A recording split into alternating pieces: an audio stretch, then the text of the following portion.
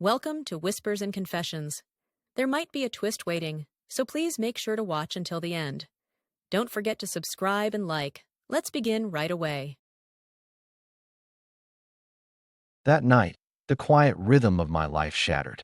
It started with laughter, a casual Friday night, and ended with a secret that would redefine my ordinary existence. I glanced at the clock in my bedroom. It was well past 10 p.m., and downstairs, the joyful chatter of women still echoed. At 50, I, Edwin, never once imagined my life taking such a drastic turn. Life truly is unpredictable. 3 months had passed since that night, but on the surface, my daily routine hadn't shifted an inch. I'd wake up, head to work, and have dinner with my wife, Claire, after getting home. Weekends meant shopping together or occasionally a short getaway to a fancy resort.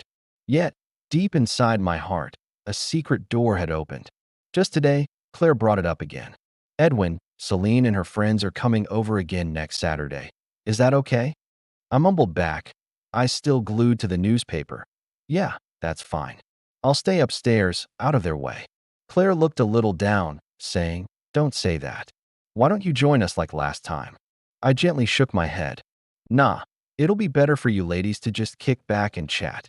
Claire's face fell for a second, but then she bounced back with her usual bright smile. Looking back, it all started that night 3 months ago. It was a Friday. I'd worked a bit late, grabbed a quick drink with some colleagues at our regular downtown spot, and then headed home. The moment I opened the front door, the living room was alive with loud laughter. Oh, Edwin's here. Susan was the first to spot me. Her cheeks were flushed, and she held up her wine glass. Welcome. Come on in and have a drink with us. I tried to politely decline, but Celine grabbed my arm. Come on. Come on. It's a special occasion. Join us. Her grip was surprisingly firm and warm. I was caught off guard but found myself sitting on the sofa. The coffee table was packed with dishes Claire had painstakingly prepared. Homemade roast beef, fresh Caesar salad, prosciutto and cheese, edamame, and all sorts of nuts. Everything paired perfectly with the drinks. Edwin, try this. Lisa poured me a crisp beer. A rich white foam crowned the golden liquid. Thanks. One gulp, and the day's fatigue seemed to just melt away. Edwin always works late, doesn't he? Celine asked, scooting closer to me on the sofa. Her unexpected closeness made me instinctively lean back a bit. Well, being in sales means I have to work around client schedules. Susan frowned. That sounds tough.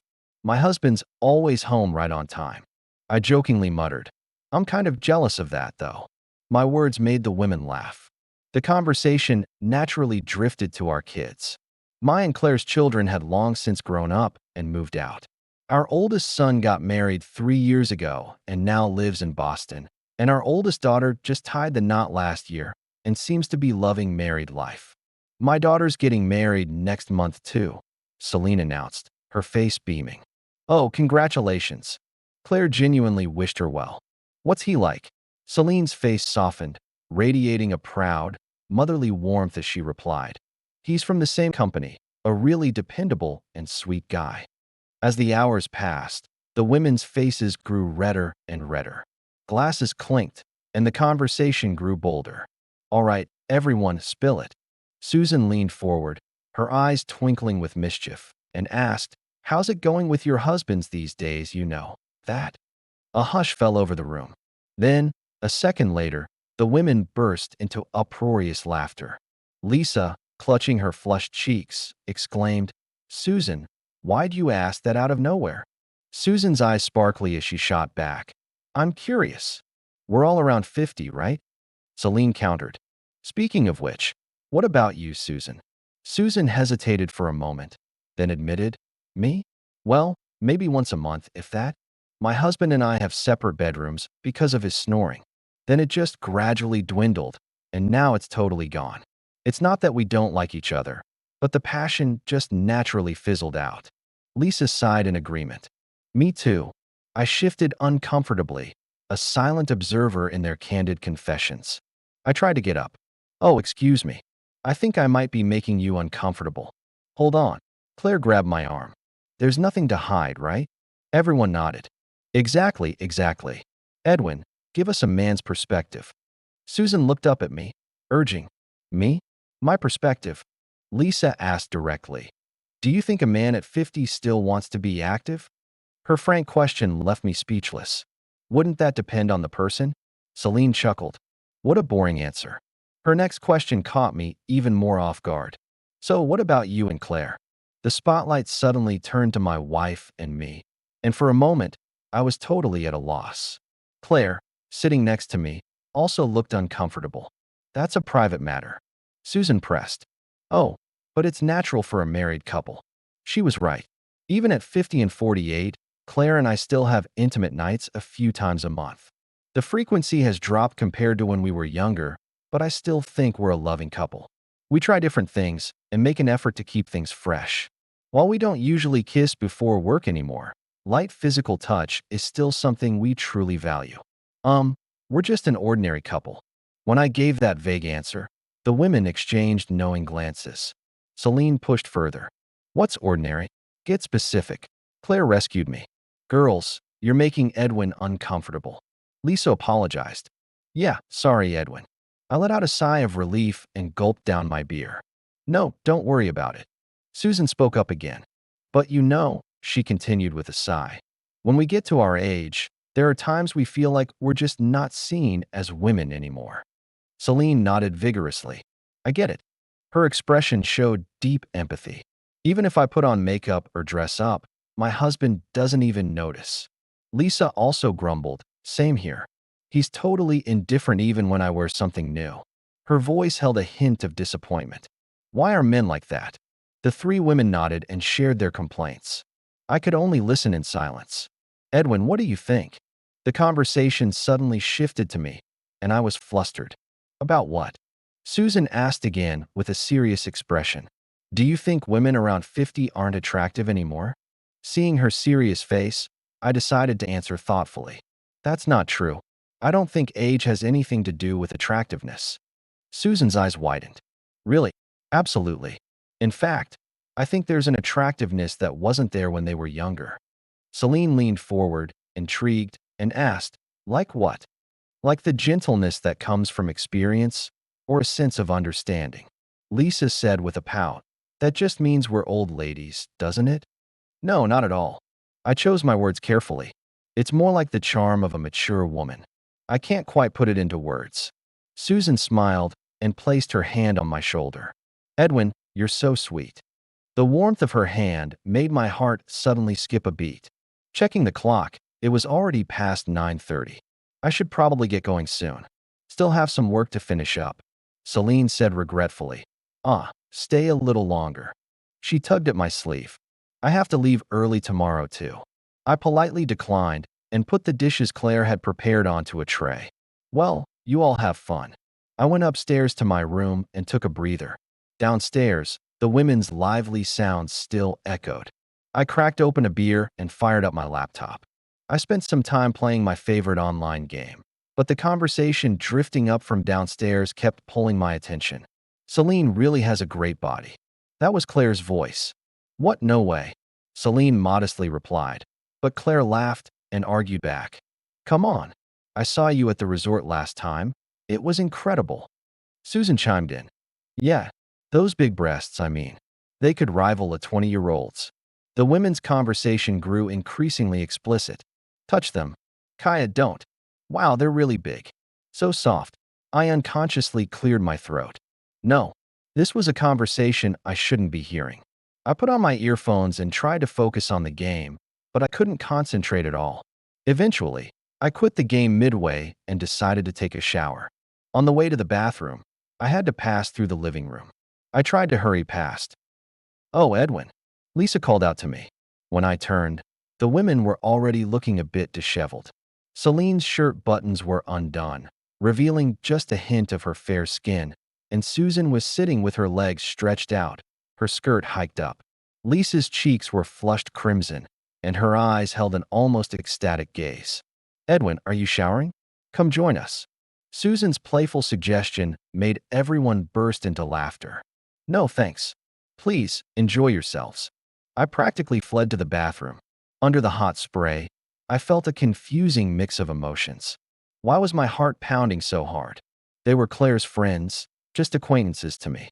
But ever since earlier, I'd been strangely aware of them. At 50, why am I getting so worked up?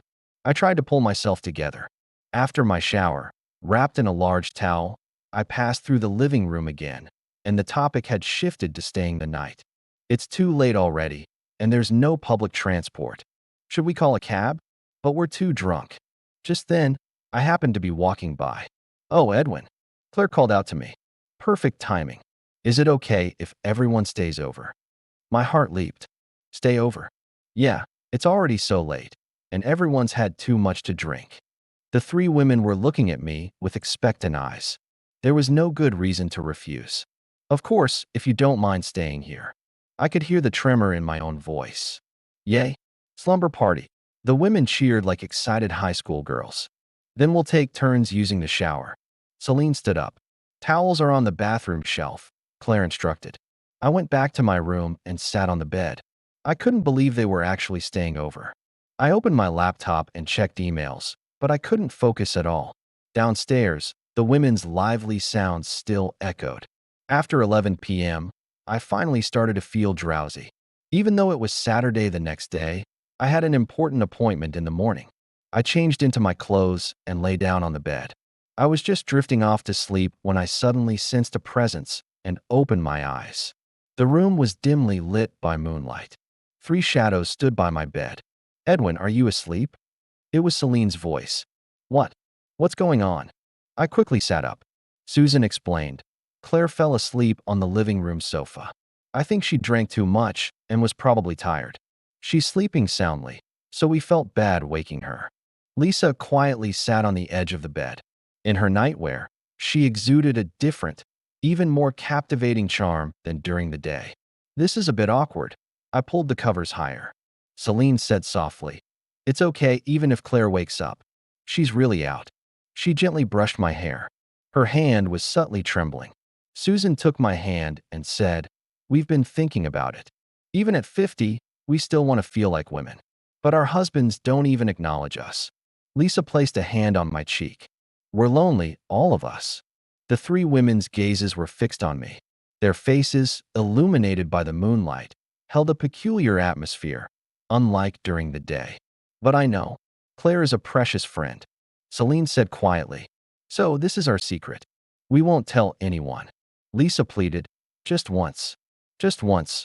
I wish you'd treat me like a man would. My rational mind was firmly rejecting it. I couldn't betray Claire, but my body was honest.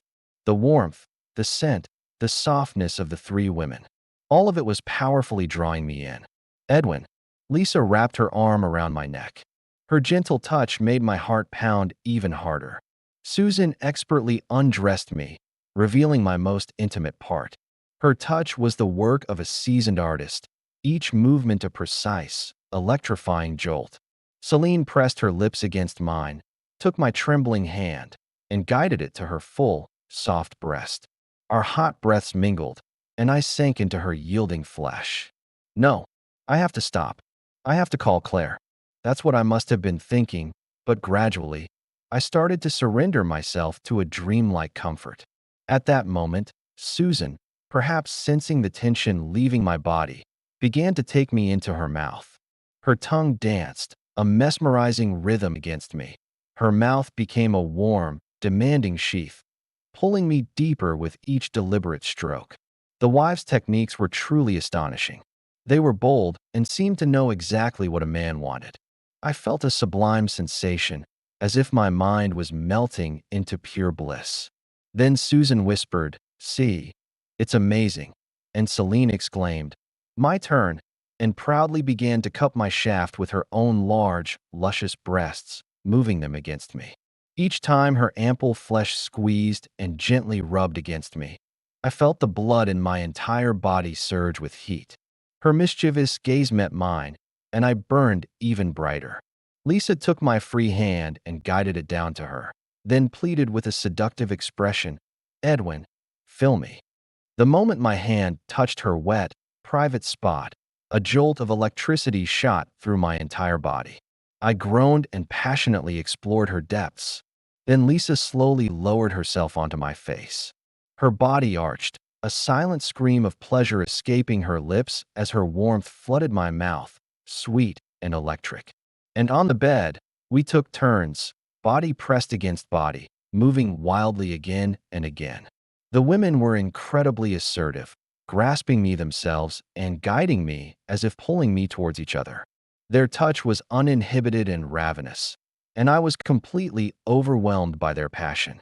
I desperately held back, moving with fervent energy, but finally, I reached my limit, and as all the pleasure within me exploded in a climax, I collapsed onto the bed. It was an intense orgasm, as if my entire body was paralyzed by pleasure, guilt, exhilaration, and an inexpressible sense of fulfillment. A storm of conflicting emotions raged within me. A wave of guilt for Claire crashed over me, but the rising tide of sensation swallowed it whole. The next morning, when I woke up, the room was empty. Everything had returned to normal, so much so that I wondered if last night had just been a dream.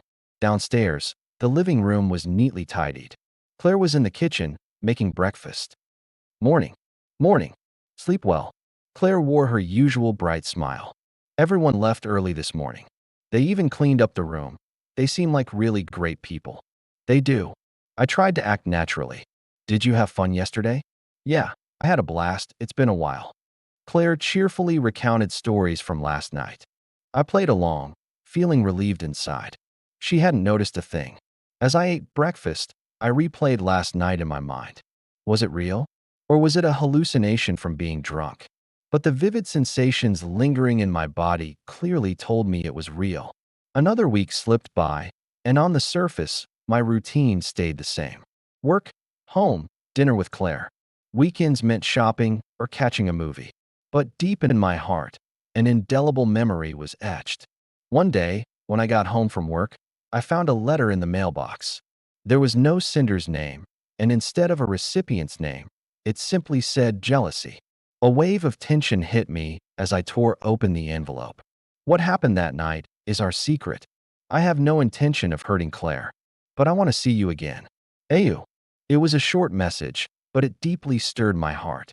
I slipped the letter into my pocket and sighed heavily. A month drifted by. I hadn't replied to the letter. Or rather, I couldn't. I didn't know what to write, and I was afraid of getting any more deeply involved. Yet, in a quiet corner of my mind, a part of me longed to see her again. Hey, Edwin. One evening at dinner, Claire spoke up again. Everyone's coming over again next Saturday. My chopsticks froze. Again, Claire explained excitedly. Yeah, they had so much fun last time, they want to get together again. I see. Looking at Claire's expectant eyes, I felt a mix of emotions. I'll think about it. Saturday arrived in the blink of an eye. I felt antsy all morning. I busied myself with things I wouldn't normally do, like tending to the garden or washing the car, to calm my nerves. In the evening, the doorbell rang. Come on in. Claire rushed to the door. I followed right behind her. Hello. 3 women stood there. Outwardly, nothing had changed from a month ago, but I knew. There was a special glimmer deep in their eyes. Edwin, it's been a while. Celine greeted me. Her voice was calm, but it trembled ever so slightly. Hello. I tried my best to maintain my composure as I replied. The party in the living room began again. Just like last time, the table was laden with dishes Claire had lovingly prepared, and drinks flowed freely. Edwin, have some too. Susan poured me a beer. Just a little. I took the glass. At first, the conversation was normal. Talk about the weather, recent news, updates on our kids. But as the alcohol took hold, the atmosphere slowly began to shift. Speaking of that conversation we had last time, Lisa began meaningfully. Claire tilted her head. Last conversation? You know, about still feeling like a woman at 50. Oh, that. Claire laughed. I winced inwardly. Actually, I've thought a lot about it since then, Celine said. Age doesn't matter. It's about what's in your heart. Exactly, exactly. If you give up, that's it. Susan also nodded. Their gazes briefly flickered to me. It was only for a moment, but I understood their meaning. After 9 p.m., I headed upstairs. Claire said, sounding a little disappointed. Going up already? I have work tomorrow too. It's Sunday, but I've got some reports to write. It wasn't a lie. I really did have reports to prepare for Monday's meeting. I sat in front of my laptop in my room, but again, I couldn't focus. The laughter drifting up from downstairs kept distracting me. Around 10 p.m., I heard footsteps in the hallway. The door gently opened, and Susan peeked her head in. I was startled, but also found myself, somewhere deep down, expecting this to happen. Is it okay if I bother you? What? But I just stopped by on my way to the bathroom. Just for a second. She entered the room and closed the door. Claire's talking with Celine. It's fine. Susan replied casually. Oh, sorry. Did I interrupt? Claire poked her head in. Yeah, we're all done now. Susan exited the room with a natural smile. Sorry, Edwin, for the noise. No, it's fine. Claire also left the room. I let out a big breath. That was a close call. That night, everyone ended up leaving instead of staying over. As I saw them off, 3 of them getting into a taxi together, I felt a complex mix of relief and regret. The next morning, Claire seemed to be in a good mood.